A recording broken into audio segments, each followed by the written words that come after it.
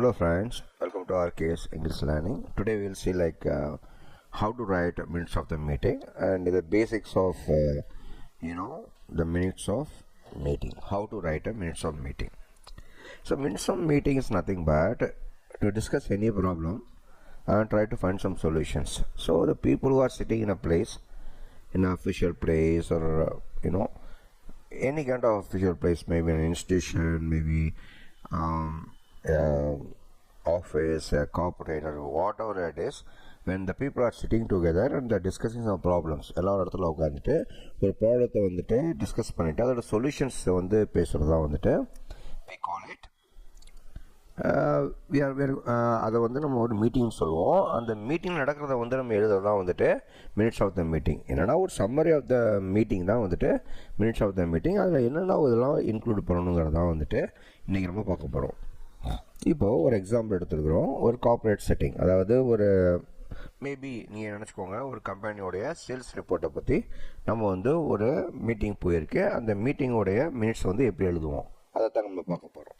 இப்போ ஸ்டார்டிங்கு என்ன ஃபார்மேட்டில் எப்படி இருக்குன்னா, ஃபஸ்ட்டு எடுத்தோன்னே சாம்பிள், அதாவது மினிட்ஸ் ஆஃப் த மீட்டிங், அதான் வந்து ஹெட்டிங். அதாவது ஹெட்டிங் நீங்கள் எழுதும்போது ஒரு கொஷின் கேட்குறாங்க. ஒரு for example write minutes of the meeting for a discussion took place on the sales report of the sales improvement in the month of June or July, something like that. So அந்த minutes of த மீட்டிங்கில் வந்து என்ன பேசுனாங்கிறத வந்து நீங்கள் எழுதணும். அதுதான் வந்து minutes of த மீட்டிங்னு ஒரு எக்ஸாம்பிள் கேட்குறாங்கன்னா நீங்கள் என்ன பண்ணணும், இந்த ஃபார்மெட்டை ஃபாலோ பண்ணி தான் நீங்கள் ஒரு மினிட்ஸ் ஆஃப் த மீட்டிங் எழுதணும். அதே minutes of the meeting question வந்துட்டு சின்ன கொஸ்டினாக கேட்டாங்கன்னா, ஒரு கன்சிடர் 8 மார்க்ஸ் கேட்டாங்கன்னா, இப்போ நான் காட்டுறதே NF. சப்போஸ் இது வந்து ஒரு பெரிய லெவலில் போகணும்னா, அதாவது 16 மார்க்ஸ் லெவலில் காட்டினாங்கன்னா நீங்கள் கொஞ்சம் அதை வந்து எலாபரேட் பண்ணணும். ஓகேங்களா? இப்போ வந்து நம்ம வந்து 8 மார்க்ஸ்ற மாதிரி பார்த்தாங்களா, அது 8 to 10 மார்க்ஸ் அந்த மாதிரி கேட்டாங்கன்னா நீங்கள் இந்த ஃபார்மேட் எழுதினாலே போதும். இது மாதிரி எழுதினாலே வெரி சிம்பிள். ஃபஸ்ட் எடுத்தோடனே மினிட்ஸ் ஆஃப் த மீட்டிங்னு ஒரு ஹெட்டிங் கொடுத்துருவோம். செகண்ட் வந்து டேட்டு, எப்போ நடந்துச்சு, 21 டிசம்பர் 2024 ஒரு டேட்டு கொடுத்துருக்கோம். செகண்ட் வந்து டைமு, எப்போ இருந்து எப்போ வரைக்கும் நடந்தது. வேணுங்கிறது வந்துட்டு எந்த இடத்துல நடந்தது, அதாவது இப்போ காலேஜில் வந்து ஒரு கான்ஃபரன்ஸ் ரூம்னால் ரொம்ப இருக்கும், எந்த கான்ஃபரன்ஸ் ரூமு, எந்த பிளாக்கு, அந்த மாதிரி எழுதணும். அஞ்சாவது வந்துட்டு எஜெண்டா, என்ன பற்றி டிஸ்கஸ் பண்ண போகிறோம். இங்கே வந்து they are discussing quarterly sales performance and strategies for Q1 2025. சரிங்களா? குவார்டர்லியில் பார்க்குறத அந்த பெர்ஃபார்மன்ஸ் ஸ்ட்ராட்டஜியை பற்றி பார்க்க போகிறாங்க. அதான் வந்து எஜெண்டா, அதான் வந்து என்னது the concept behind this meeting. Participants 2 பேர் இருக்கலாம், 5 பேர் இருக்கலாம், 10 பேர் இருக்கலாம். ஆனால் இந்த ஃபஸ்ட்டு நேம் வந்துட்டு யாருன்னா, the person who conducts the meeting. அவர் தான் வந்து ஹெட்டு, அவர் தான் இந்த மீட்டிங்கை கண்டக்ட் பண்ணுறாரு. அவர் பேர் வந்து ஃபஸ்ட்டு வரணும். அதுக்கப்புறம் ஒருத்தங்க பேராக வந்துடும். ஸோ இப்போ சில இதில் என்ன பண்ணுவாங்கன்னா, இந்த பார்ட்டிசிபெண்ட்ஸ்க்கு முன்னாடியே சேர்மன் போட்டுருவாங்க. அதாவது சேர்மன்னா அவர் தான் வந்து அந்த மேனேஜிங் டைரக்டர். ரமேஷ்குமார்னு போட்டிருக்காங்க பார்த்தீங்களா, அவர் தான் மேனேஜிங் டைரக்டராக வருவார். அவர் தான் வந்துட்டு சேர்மன் ஆஃப் தி மீட்டிங். இப்போ அப்படி போட்டு நம்ம கன்ஃபியூஷன் பண்ணுறதுக்கு இதே ரொம்ப உங்களுக்கு ஈஸியாக இருக்கும். இதே எழுதினாலே கரெக்டு தான். ஸோ பார்ட்டிசிபெண்ட்ஸ் போட்டு என்ன பண்ணுவீங்க, யாரெல்லாம் பார்ட்டிசிபேட் பண்ணாங்கன்னா அவங்க பேரை பூரா எழுதிடணும். அதுக்கப்புறம் டிஸ்கஷன் பாயிண்ட்ஸ், என்னென்ன பாயிண்ட்ஸ்லாம் டிஸ்கஸ் பண்ணாங்க. இங்கே நான் வந்து பாயிண்ட்ஸ் எல்லாம் சைடில் போட்டிருக்கிறேன், ஆனால் நீங்கள் 1 by 1 தான் எழுதணும். ஃபஸ்ட்டு பாயிண்ட் என்னென்னா சேல்ஸ் பெர்ஃபார்மன்ஸ் Q4 2024 கேட்குறாங்க. அதில் என்ன ஸ்ட்ராட்டஜி, ஃபஸ்ட்டு வந்து என்னென்ன பாயிண்ட் டிஸ்கஸ் பண்ணுறான்னு பாருங்கள். ஃபஸ்ட்டு பாயிண்ட் வந்து ஓவரால் க்ரோத்தை பற்றி பேசுகிறாங்க. செகண்ட் வந்து நார்த் ரீஜன், அதாவது 2வது பாயிண்ட், அந்த பாயிண்ட் கீழே தான் வரணும். நான் சைடில் எழுதியிருக்கிறேன், பட் நான் கீழே வரணும், ஏன்னா பேஜில் வந்து செட் ஆகலை. அதனால் 1 by 1 நீங்கள் எழுதணும். இதில் வந்து நான் சைடு பை சைடு எழுதியிருக்கேன், நீங்கள் 1 by 1 எழுதணும். இந்த ஆக்சிடென்ட் ஐட்டம்ஸ் எழுதியிருக்கோம் பார்த்தீங்களா, அதே மாதிரி தான் நீங்கள் அதை எழுதணும். ஸோ 1 நீங்கள் போட்டுக்கிட்டீங்க. அதுக்கப்புறம் 2வது கீழே point, north region performed with 20% growth. Third point கீழே, south region underperformed at 5%. அதாவது இதுதான் சேல்ஸ் பெர்ஃபார்மன்ஸு. அப்புறம் வந்து சேலஞ்சஸ், ஏன் வந்து சில இடத்துல வந்து சேல்ஸ் குறைஞ்சிருக்கு, வாட் ஆர் த ப்ராப்ளம்ஸ். சேலஞ்சஸ்னால் வாட் ஆர் த ப்ராப்ளம்ஸு நீங்கள் ஃபேஸ் பண்ணீங்க. ஸோ சில இடத்துல பார்த்தீங்கன்னா பேமெண்ட் டிலே ஆச்சு, சில இடத்துல வந்து காம்படிஷன் ரொம்ப இருக்குது அப்படின்னு சொல்லிட்டு ஒரு ரீசன் கொடுக்குறாங்க. மூணாவது வந்துட்டு என்னென்ன ஸ்ட்ராட்டஜிலாம் அப்ளை பண்ணலாம், அதாவது என்னென்ன ஸ்ட்ராட்டஜினா என்னென்ன பிளான்ஸ்லாம் பண்ணலாம் 25ல் வந்து சேல்ஸ் இன்க்ரீஸ் பண்ணுறதுக்கு, அதை வந்து டிஸ்கஸ் பண்ணுறாங்க. லாஸ்ட்டில் வந்துட்டு ஆக்ஷன் ஐட்டம்ஸ், அதாவது என்னென்னலாம் நீங்கள் இனிமேல் பண்ணணும், அதாவது வரப்போகிற மாதத்துக்கு வரப்போகிற வருஷத்துக்கு என்ன பண்ண போகிறீங்க, இப்போ இருக்கிற வருஷத்தோட ப்ராப்ளம்ஸ்லாம் என்னென்ன சால்வ் பண்ண போகிறீங்கிறத பற்றி பேசணும்.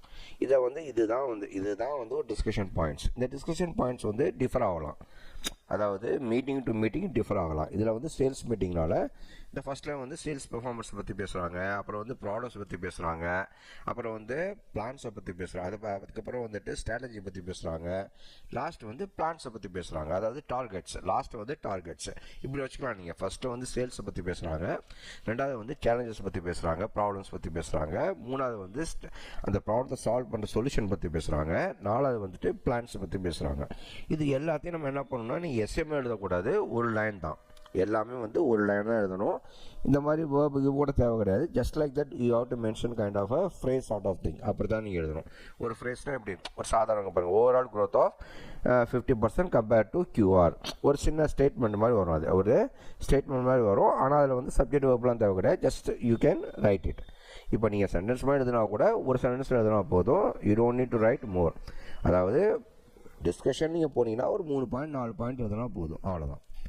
அதுக்கப்புறம் நெக்ஸ்ட் மீட்டிங் எப்போ கண்டக்ட் பண்ண போகிறோம் அதை வந்து டிசைட் பண்ணிடணும். இப்போ 10th January 2025 டைமு வேணும் நீங்கள் மென்ஷன் பண்ணிடலாம். அதுக்கப்புறம் யார் இந்த மினிட்ஸை வந்து ப்ரிப்பேர் பண்ணாங்க அவங்க நேம் கீழே வரணும். இவ்வளோ தான் வந்துட்டு ஒரு மினிட்ஸ் ஆஃப் த மீட்டிங்குடைய பார்ட்ஸ். இதை மட்டும் நீங்கள் பார்த்துக்கிட்டிங்கன்னா உங்களுக்கு ப்ராப்ளம் சால்வ்டு. இவ்வளோ தான் நீங்கள் பண்ண போகிறீங்க. ஃபஸ்ட்டு எடுத்தோன்னே மினிட்ஸ் ஆஃப் த மீட்டிங்கோட heading, next date, third time, மூணாவது வந்துட்டு வேணு, நாலாவது வந்து எஜெண்டா, அப்புறம் வந்து பார்ட்டிசிபெண்ட்ஸ் டீட்டெயில்ஸு, அப்புறம் டிஸ்கஷன் பாயிண்ட்ஸு, அப்புறம் ஆக்ஷன் பிளானு, அதாவது action items, whatever action you are going to take, next meeting, அதே மாதிரி டேட்டு, டைமு, வேணும், அப்புறம் யார் மினிட்ஸ் ப்ரிப்பேர் பண்ணாங்க. இவ்வளோ தான் வந்துட்டு you are going to write in corporate setting any kind of meetings. இன்னொரு சாம்பிள் பார்க்கலாம். ரெண்டாவது சாம்பிள் பாருங்கள். இது வந்து ஒரு எஜுகேஷனல் இன்ஸ்டியூஷனில் ஒரு சாம்பிள் மீட்டிங் நடந்திருக்கு. அதோட எஜெண்டா என்னென்னா planning the annual day celebration எப்படி நம்ம கண்டக்ட் பண்ண போகிறோம் அதை பற்றி வந்து they are discussing in this sample. இந்த ஒன்றில் பார்த்தீங்கன்னா சேம் பார்த்துக்கோங்க. The heading is educational institution minutes of the meeting. Date போட்டாங்க, டைமு வேணும், and all the things are there, agenda, planning the annual day celebration, அதான் வந்து பர்பஸ் ஆஃப் த மீட்டிங். அப்புறம் participants 3 பேர் வந்துட்டாங்க. Points they're discussing, theme finalization ஒன்று பண்ணணும், event logistics, student participation, இது எல்லாமே discussion points. Action plans, action items, you can write action plans. ஏன்னா you can write instead of the word items you can write plans. ஓகேங்களா? என்னென்ன பிளான்லாம் நீங்கள் பண்ண போகிறீங்கன்றது எழுதிவிட்டு நெக்ஸ்ட் மீட்டிங் போட்டு மினிட்ஸ் ப்ரிப்பேர்ட் பை XYZ பேரை போட்டு முடிச்சிடணும். இதுதான் கான்செப்ட். ஸோ எல்லாம் நீங்கள் எடுத்துக்கிட்டாலுமே அதே கான்செப்ட் தான் இருக்கும். இங்கே பாருங்கள், ஒரு ரெசிடென்ட் வெல்ஃபேர் அசோசியேஷனோட மீட்டிங்கு.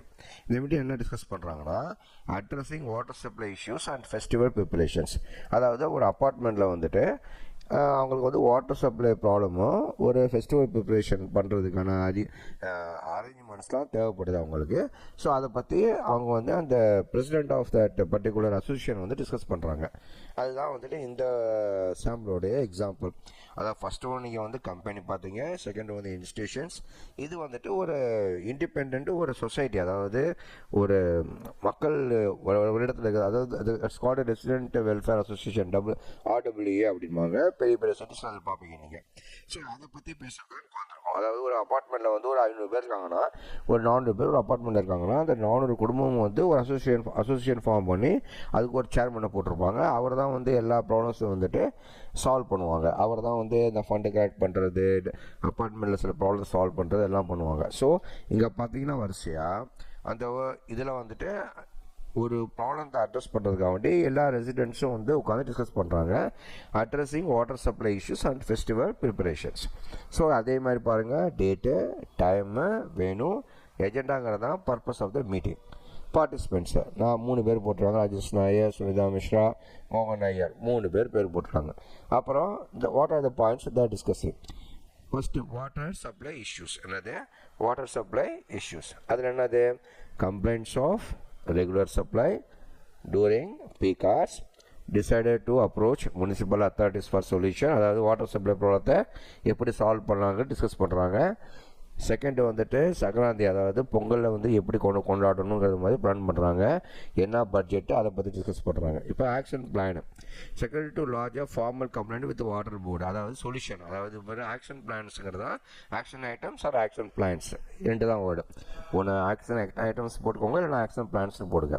இல்லைனா ஆக்ஷன் டு பி டேக்கன் போடுங்க, இல்லை ஆக்ஷன் பிளான்ஸ்னு போடுங்க, ஆக்ஷன் ஐட்டம்ஸ் போடுங்க, ஆக்ஷன் டு பி டேக்கன் அதை போட்டுற வேண்டியதான். இதில் 3 சொல்யூஷன் கொடுக்குறாங்க. மேலே வந்து 2 ப்ராப்ளம் இருந்துச்சு, அந்த 2 ப்ராப்ளத்துக்கு இங்கே சொல்யூஷன் தராங்க. சொல்யூஷன் என்ன?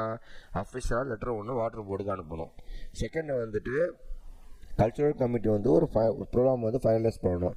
மூணாவது வந்து ட்ரெஷரர் வந்து ஃபண்டை கலெக்ட் பண்ணணும். இது மேலே டிஸ்கஸ் பண்ண அந்த ப்ராப்ளத்துக்கெல்லாம் சொல்யூஷன் வந்து டிஸ்கஸ் பண்ணிவிட்டு நெக்ஸ்ட்டு மீட்டிங், அதாவது இதெல்லாம் இந்த ப்ராப்ளம்லாம் சால்வ் ஆனதுக்கப்புறம் இன்னொரு மீட்டிங் போட போகிறாங்க. அந்த மீட்டிங் வந்து இந்த ஹாலில் இந்த டைமில் நடக்கும்னு மென்ஷன் பண்ணுறாங்க. ஸோ எல்லா மினிட்ஸ் ஆஃப் த மீட்டிங்கும் இப்படி தான் இருக்கும்.